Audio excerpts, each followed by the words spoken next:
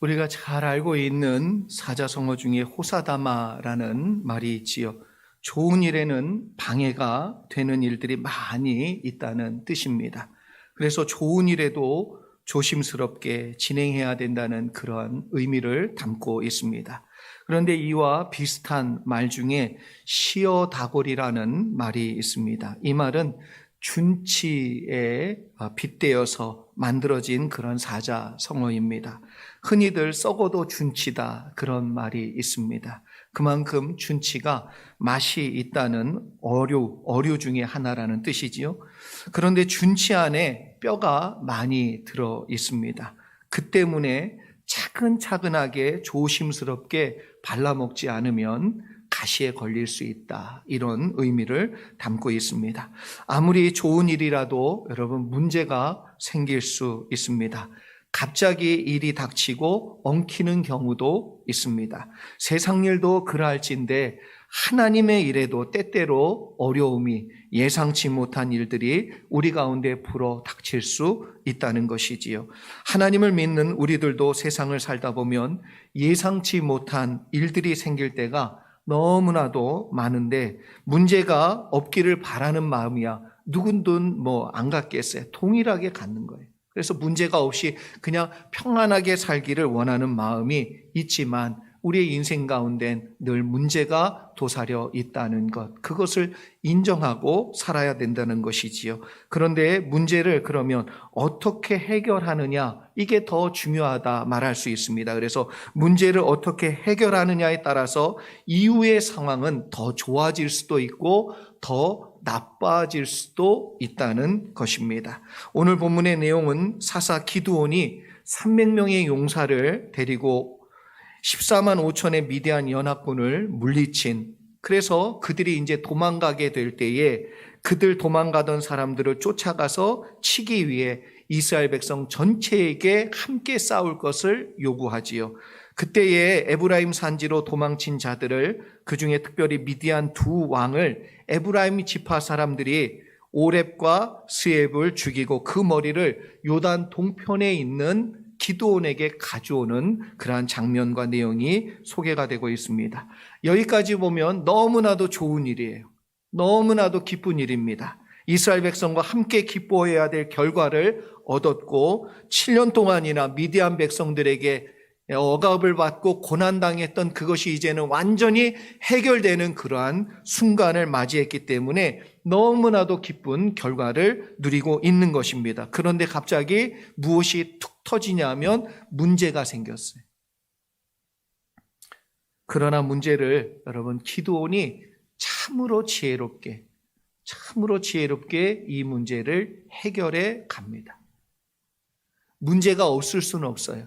그러나 문제를 어떻게 해결하느냐에 따라서 하나님이 주신 은혜와 결과들을 잘 누릴 수 있느냐, 아니면 이것이 뒤집어져서 이것이 또 문제가 되느냐는 것은 그 다음 우리가 어떻게 이 문제를 처리하느냐에 따라 달라질 수 있다는 거예요. 우리가 기드온과 같은 지혜를 얻는 이 시간 되기를 소망합니다. 1절 말씀 함께 읽어보겠습니다. 같이 한번 읽어보지요. 시작. 에브라임 사람들이 기드온에게 이르되 내가 미디안과 싸우러 갈 때에 우리를 부르지 아니하였으니 우리를 이같이 대접함은 어찌 됨이니냐 하고 그와 크게 다투는지라. 그러면 에브라임 사람들이 미디안의 우두머리인 오렙과 스엡을 잡는데 크게 공헌을 합니다. 그런데 지금 이 문제를 제기하는 것은 자기들이 큰 공헌을 했기 때문에 하는 내용보다는 뭔가 뒤에 뭐가 깔려 있는 것처럼 느껴지는 표현을 하고 있는 것을 보게 되죠. 그래서 얼마나 크게 다투었는지 기드온과 다투었다 이렇게까지도 표현하고 있습니다. 그들의 불만의 이유는 왜 전쟁에 부르지 않고 이제 잔당들 제거하는 뒷정리에 우리를 불렀느냐, 우리를 이렇게 무시하느냐, 그런 의미가 깊이 뭔가 깔려 있는 것 같은 그런 표현을 지금 말하고 있지요. 이렇게 에브라임 사람들이 시비를 걸게 된 것은 그들이 이스라엘 중심이고 대표라는 지파적 의식이 그들 가운데 있기 때문에 그렇다는 걸 우리가 알아야 돼요. 적어도 우리가 생각해 볼 때 세 가지 이유에서 에브라임 지파는 지금 자신들이 이스라엘 12지파 중에 그래도 핵심이 되는 지파요, 그리고 선두에 쓴 리더와 같은 지파인데 왜 우리를 빼놓고 이 일을 진행했느냐, 이런 마음이 있다는 것이지요. 먼저는 사사시대가 이스라엘 백성이 가나안 정식 시기를 막 끝낸, 그래서 이스라엘의 정복 시기를 막 끝낸 그러한 막바지 뒤에 일어나는 시대입니다. 그러니까 가나안 정복 시대가 이제 끝나고 그 다음에 사사 시대로 연결이 된 거지요. 하나님의 백성들이 광야에서부터 끌고 온 게 뭐냐 하면 하나님의 장막이에요. 성막을 그들이 가지고 왔어요. 그리고 이제 가나안 정복이 끝나고 난 뒤에 그 성막을 세운 자리가 어느 곳이냐 하면 바로 실로예요. 실로는 여러분 세겜과 베델 사이에 있는 중앙에 위치한 성읍인데 이 성읍이 바로 에브라임 지파 땅이에요. 그러니까 하나님의 성막이 세워진 곳이요, 그 성막을 쥐고 있고 보호하고 있고 그리고 지금 그것을 누리고 있는 지파가 어느 지파냐 하면 바로 에브라임 지파라는 거예요. 근데 이게 나중에 옮겨가지요. 어디로 옮겨갑니까? 유다 지파로 넘어가고 그리고 예루살렘 성으로 옮겨지게 돼요. 예루살렘이 바로 유다 지파의 중심지이기 때문에 그렇습니다. 그 전까지는 그럼 바로 실로에 있었기 때문에 정치적으로 종교적으로 실로는 중심이었고 그 중심의 지파로는 에브라임 지파가 함께했다는 거예요. 성막이 에브라임 지파 땅에 있다는 것 자체가 그들에겐 대단히 큰 프라우드예요. 그리고 의식하든 안 하든 이스라엘 백성 전체적으로 의식적으로 무의식적으로 이스라엘의 중심은 에브라임의 실로로 자리 잡고 있단 말이에요. 이들의 마음 가운데 그래서 자신들의 리더성을 가지고 있는 거지요. 또한 에브라임 지파 출신의 대표적인 인물이 누굽니까? 여호수아예요. 여호수아는 모세 다음으로 가나안 정복을 완벽하게 이룬 지도자입니다.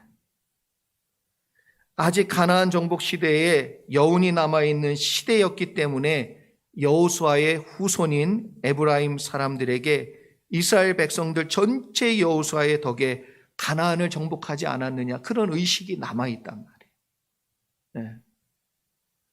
그러니까 이 여호수아의 덕분에 너희들이 가나안 땅을 정복하고 지금 이렇게 되어 있는 것이 아니냐, 그런 마음이 깔려있지요. 이런 마음이 깔려있기 때문에 자신들의 허락 없이 왜 싸움을 하느냐, 그런 생각과 그런 마음에 매여 있다는 거예요. 그래서 전쟁을 너희 마음대로 해놓고 왜 우리 보고 잔당을 제거하는 일에 우리를 불러들였느냐, 이게 불만이지요. 불만. 마지막 한 가지 더 말씀드리면 에브라임 지파와 므낫세 지파는 요셉이라는 아버지를 둔 두 아들이에요. 근데 하나님께서 야곱을 통하여 요셉을 축복할 때에 그 두 아들을 어떻게 축복하지요? 손을 엇갈려서 축복해요. 원래 장자는 므낫세인데 둘째인 차자인 에브라임을 더 축복해요. 영적인 장자로 에브라임을 축복해 줍니다. 그래서 영적인 리더십이 므낫세에 있기보다는 에브라임에 있다, 이렇게 얘기해도 과언이 아니지요. 그런데 지금 여기 나오는 기드온이 어느 지파 사람이냐 하면 므낫세 지파 사람이에요.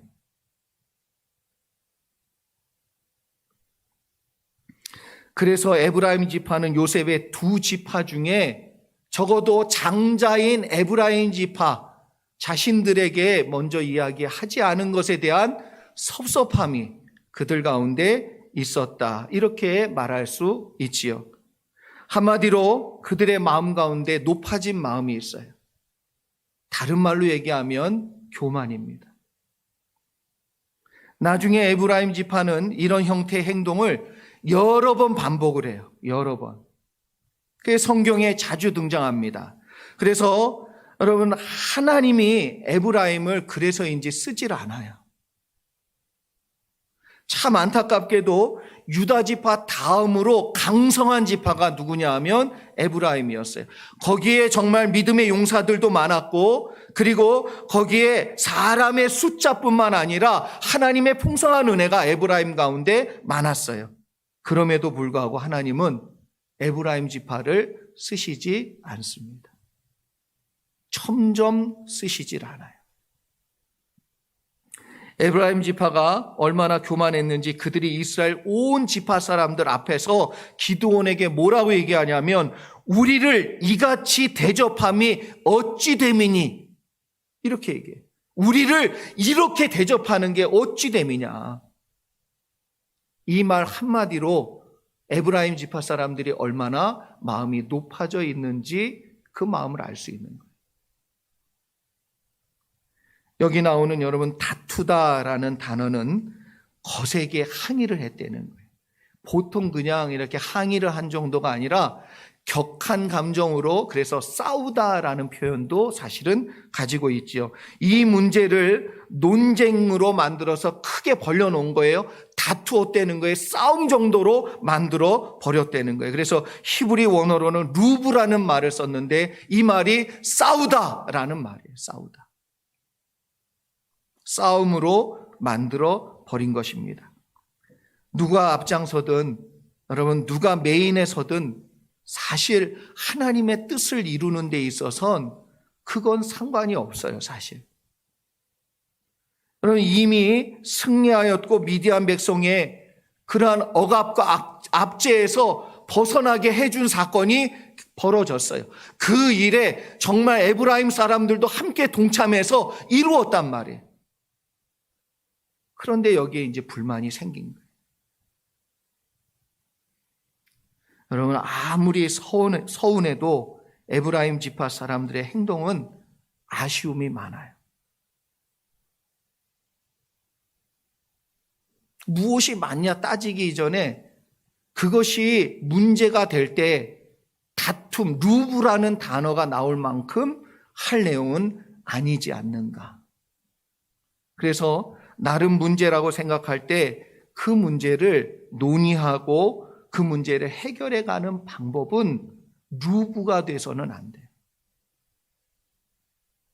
다투는 걸로 가서는 안 된다는 것입니다.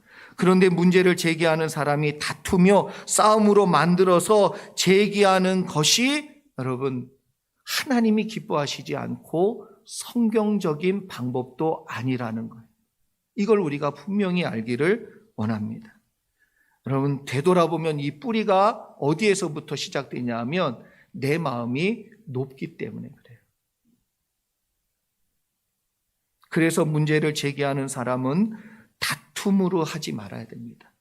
다시 얘기하면 자기의 교만에서 출발한 것이 아닌지를 되돌아보고 그 다음에 문제를 제기해도 충분해요.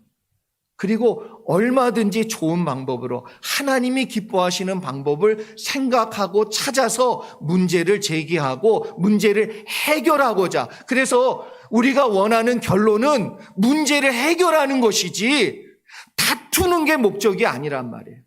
근데 잘못된 방향으로 흘러가고 정말 하나님의 역사가 아닌 사단의 역사가 나타나는 방법으로 결론으로 갈 때가 너무나도 많다는 것이지. 우리 믿는 자들이 하나님의 일들을 이룰 때 여러분 어떤 태도로 마음으로 해야 되는지 사도 바울이 빌립보서 2장 3절로 5절의 말씀을 통해서 우리에게 분명히 가르쳐 줍니다. 제가 한번 읽어드리지요. 아무 일에든지 다툼이나 허영으로 하지 말고 오직 겸손한 마음으로 각각 자기보다 남을 낮게 여기고 각각 자기 일을 돌볼 뿐더러 또한 각각 다른 사람들의 일을 돌보아 나의 기쁨을 충만하게 하라. 너희 안에 이 마음을 품으라. 곧 그리스도 예수의 마음이니. 그러니까 다툼과 허용의 마음으로 하지 말고 겸손의 마음으로 그 다음엔 뭐예요? 예수 그리스도의 마음을 품고 그 문제를 제기하고 문제를 해결해 가야 한다는 것이지요. 여러분, 다툼과 허용으로 하는 그 순간 하나님이 기뻐하시지 않으세요. 겸손한 마음, 그리스도의 마음으로 서로 돌보는, 그래서 서로의 입장을 충분히 생각해 보는 그러한 시간과 내용이 필수적으로 뒤따라야 된다는 거예요. 그래서 자기 자신도 되돌아보고 그 사람 일도 되돌아보고 생각해 보고 나서 그 다음에 이 문제를 제기하고 해결해 가야 된다는 것이지요. 이게 지혜입니다. 은혜로운 마음으로 문제를 제기할 때 주님의 마음으로 이 문제를 제기할 때 여러분 해결해 갈 수가 있어요. 다툼과 허용으로는 안 됩니다. 계속해서 우리 2절 말씀 함께 보겠습니다. 같이 한번 읽죠. 시작. 기드온이 그들에게 이르되 내가 이제 행한 일이 너희가 한 것에 비교되겠느냐. 에브라임의 끝물 포도가 아비에셀의 만물 포도보다 낫지 아니하냐. 아멘. 여러분 문제로 만드는 사람은 성숙한 사람이 아닙니다. 적어도 그리스도의 마음을 가진 사람은 문제가 되지 않고 문제를 해결하는 사람이에요. 문제를 해결하려고 풀 줄 아는 사람에겐 성숙이라는 능력이 있습니다. 아이들을 잘 보면요, 문제 해결의 능력이 부족해요. 처음엔 잘 노는 것 같다가도 그냥 장난감 하나가 두 아이 사이에 딱 꽂히는 순간 이걸 어떻게 할 수가 없어. 둘로 나눌 수도 없고 하나를 더 사올 수도 없고 이제 그때는 이제 아주 문제예요, 문제. 하나에 둘이 꽂히면. 그래서 서로 다투게 될 때 방법은 하나지요. 그 중에 한 아이가 양보를 하면 해결이 되는데 둘 다 양보를 안 해. 그러면 어떻게 합니까? 그래서 선생님이 중재를 해요. 중재를. 그래서 좀 심한 선생님은 뭐냐면 둘 다 가지고 놀지 마. 그래요. 그러면 막 또 서로 그러죠. 그러면 사이좋게 가지고 놀면 가지고 놀아도 돼. 그렇게 얘기해요. 함께 노는 방법, 함께 나누는 방법, 함께 사는 방법이 필요합니다. 에브라임 지파 사람들이 다투고자 할 때 기드온은 다투지 않았어요. 이게 중요해요. 에브라임 지파 사람들이 억지를 부리듯이 다투고자 할 때 기드온이 다투지 않았다. 이 사실이 첫 번째 가장 중요합니다.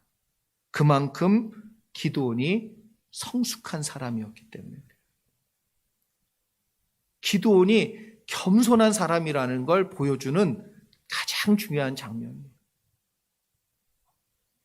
다툼을 일으키는 에브라임 지파 사람들과 너무나도 대조적이에요. 기드온이 어떤 마음으로 이 문제를 풀고 있습니까? 기드온은 먼저 문제를 해결하기 위해 에브라임 사람들을 어떻게 해주냐면 인정해줘요. 에브라임 사람들을 인정해주지 않았다면 기드온과 에브라임 사람들은 정말 다투었을 거예요. 그러면 하나님이 주신 이 승리가 무엇으로 끝나냐 하면 다툼으로 끝나는, 참 보기에 너무 좋지 않은 결과로 갈 뻔했단 말이에요. 다른 사람의 말이나 태도를 인정해주고 받아줄 수 있는 건 적어도 그 말을 들어주는 사람이 성숙하고 겸손하기 때문에 그렇습니다. 겸손한 마음은 싸움을 막는 지혜고 그리고 은혜입니다. 마음이 겸손한데 다툼이 일어날 일이 없어요. 다툼이 일어나는 건 둘 다 마음이 높기 때문에 그래요.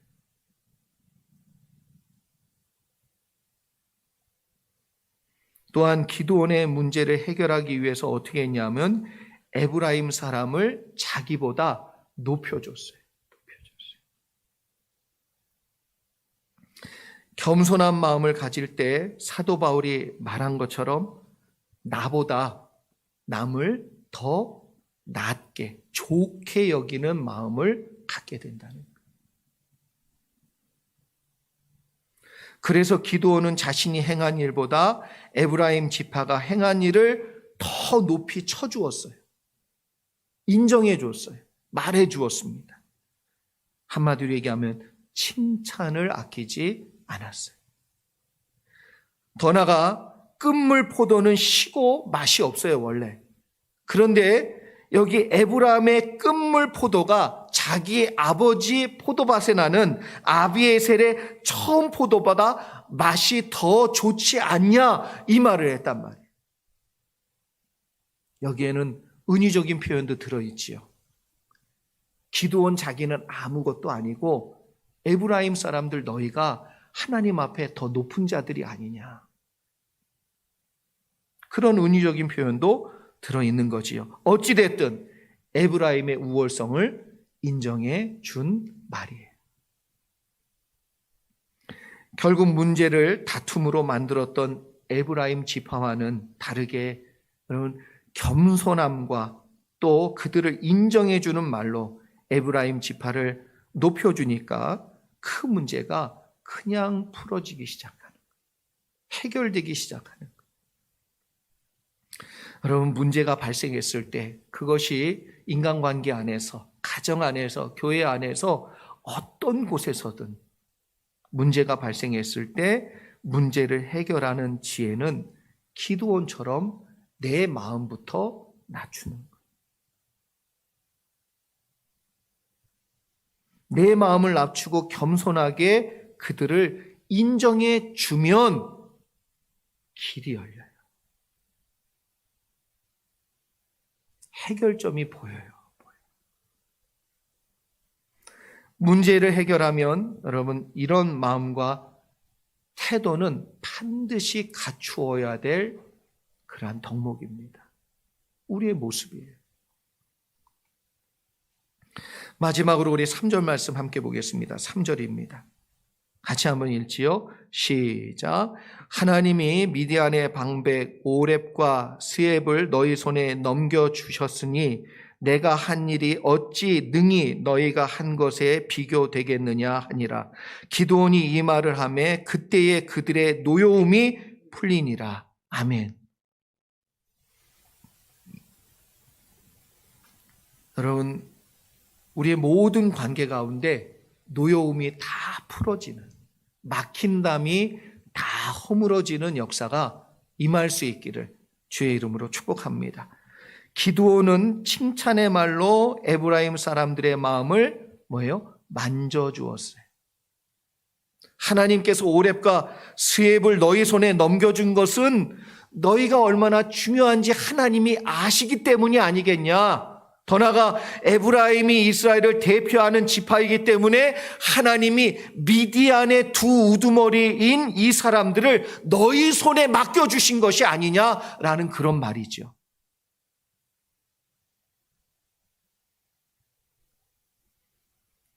더 나아가 기드온은 내가 한 일은 너희가 한 일에 비교하면 아무것도 아니라고 말하고 있고요.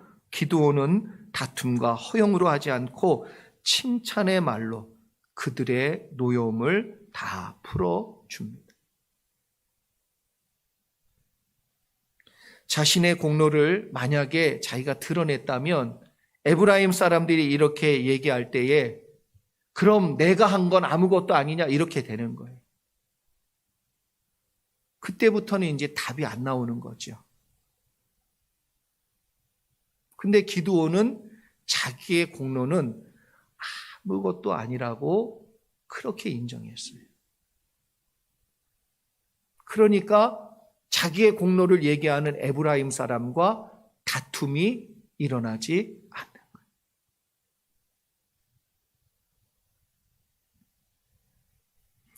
여러분, 우리 아내들 집에서 너무 수고가 많죠.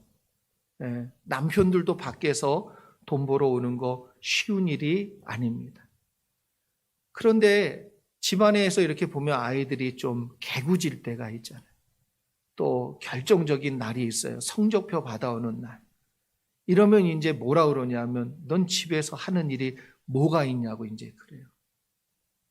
그러면 이제 이거는 막 난리가 나는 다툼으로 가는 거예요. 집안에서 아내들은 놉니까? 쉽니까? 아니에요. 하루 종일 일해요. 하루 종일. 쓸고 닦고 집안 깨끗하고 아이들이 그래도 삐뚤어 나가지 않는 건 그 아내가 그 자리를 지켜주기 때문이란 말이에요. 근데 네가 하는 일이 뭐가 있냐? 성적표 못 받아왔, 그 아버지 닮아서 머리가 안 좋아서 그럴 수도 있는 건데 그걸 그렇게 얘기하면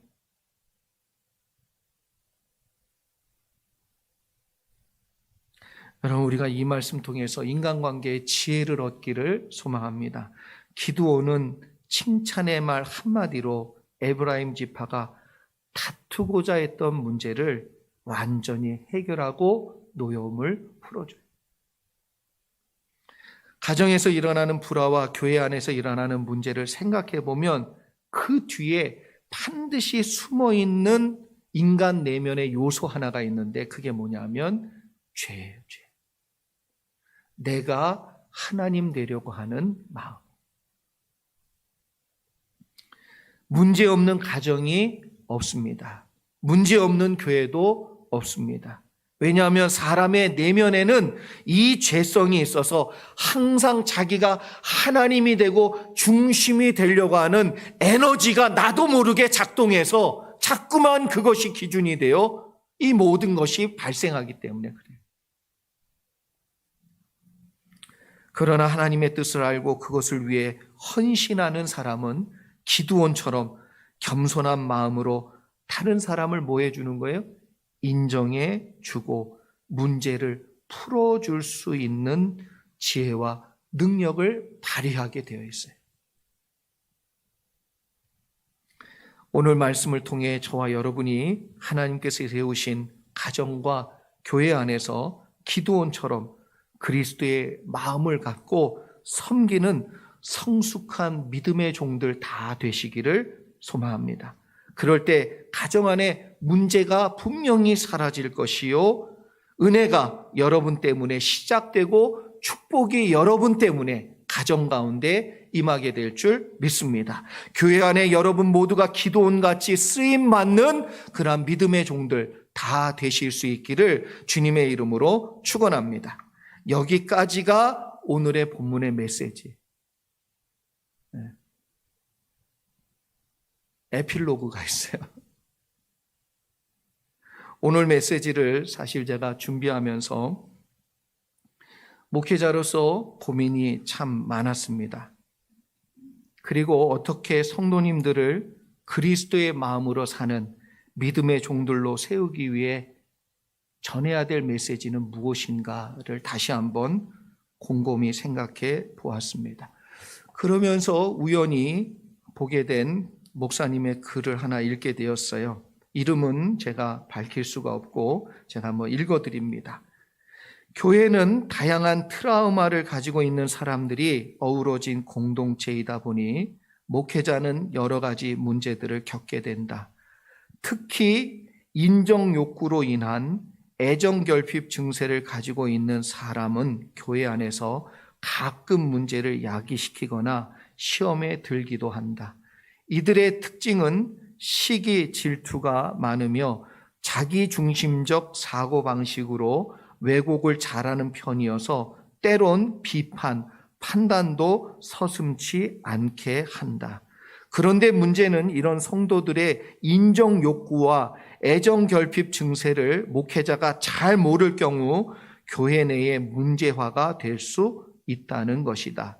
애정 결핍 성도는 애정 욕구가 강한 편이다. 그래서 부모님께 받지 못한 사랑과 칭찬을 목회자로부터 받고 싶은 무의식의 욕구는 봉사와 섬김으로 자신의 존재감을 인정받으려고 한다. 그러나 목사님이 미처 관심을 가져주지 못하고 지나치게 되면 무시당한 느낌을 받아 공격성으로 변해서 목사님의 마음을 힘들게 하고 교회 내의 문제를 일으키는 경우가 있다. 목회자들이라면 아마 공감하는 내용이 아닐까 그렇게 생각이 듭니다. 교회의 문제를 일으키는 사람들에게 과연 칭찬이 중요하지만 칭찬만이 단가?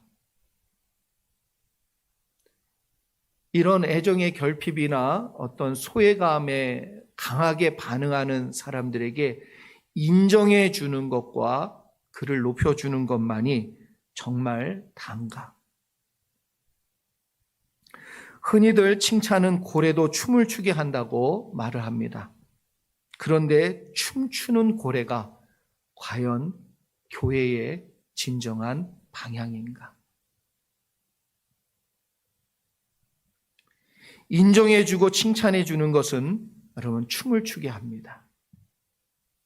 그래서 막 봉사를 열심히 하게 해요. 그러나 변화시키고 온전케 만들어주는 것은 아니에요.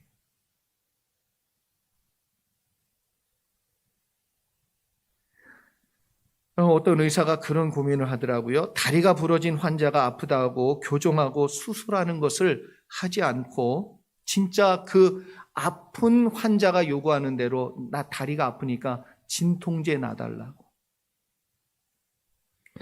진통제 놓아주는 것은 맞지만 진통제만 놓아주는 건 아니라는 거죠.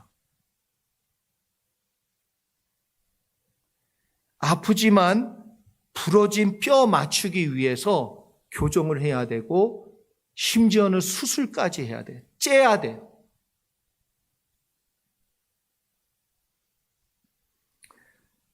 그런데 의사들이 고민합니다. 그러다가 병원 옮기면 이 병원이 여기만 있나? 병원 옮기면. 그런데 그 옮겨간 병원에서도 의사가 얘기한 말은 안 듣겠지요. 진통제 놔달라고. 근데 그 병원에서는 진통제만 만약에 놔준다면 결과는 그 사람의 선택의 몫인데 왜 굳이 의사가 고쳐주겠다고 손대서 손대려고 해서 병원을 옮기게 했는가? 우리 손해 아닌가? 그냥 놔두고 진통제 놔달려면 그냥 진통제만 놔주고 아무 손대지 않고 그냥 그대로 병원비 딱딱 받아가며 있으면 되지 않는가? 어느 의사의 고민이라는. 그러면 에브라임 지파의 내용을 보면 칭찬해주고 여기서 인정을 해줬어요. 그런데 이후에 에브라임 지파는 하나 변하지 않습니다. 그리고 점점점 하나님의 손에서 멀어진 지파가 돼요.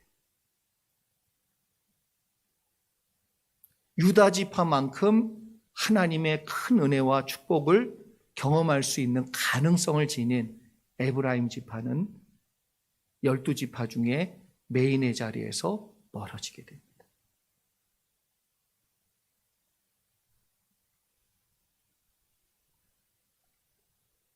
결국 가나안 정복 시대의 12지파의 주도권을 잡고 있었던 에브라임 지파는 그것을 점점 놓고 그것이 하나님 앞에 이제 유다 지파로 넘어가요.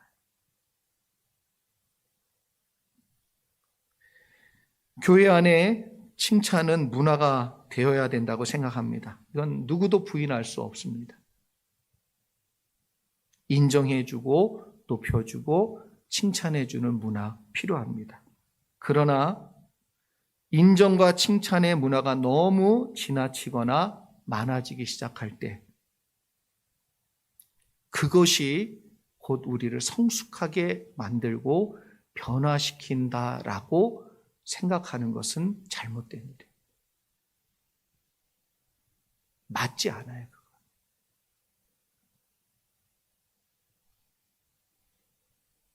그래서 의사들이 수술이 늦어지면요, 뼈가 그냥 굳어서 붙어버린답니다.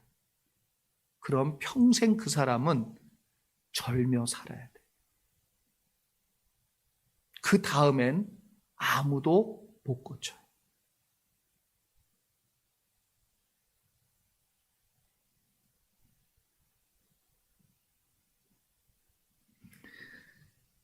자칫 오늘 메시지가 저는 doing, 어떤 행동에 초점이 맞춰지는 결론으로 여러분에게 교훈되고 은혜가 되지 않기를 바랍니다. 우리가 어떠한 행위를 하고 여기 지금 남을 높여주고 인정해주고 이런 것으로 우리 being, 우리의 존재적 변화가 일어났다.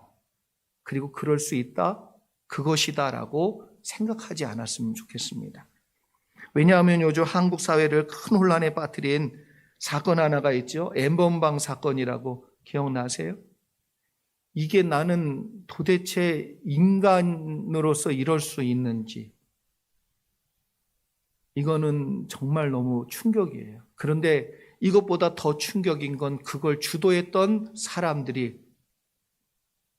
다 20대 초반, 심지어 미성년자까지.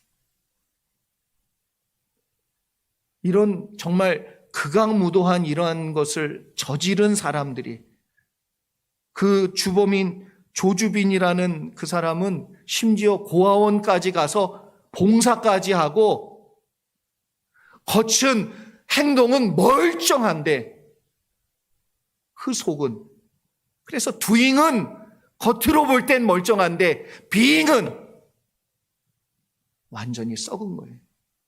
그럴 수 있다는 거예요.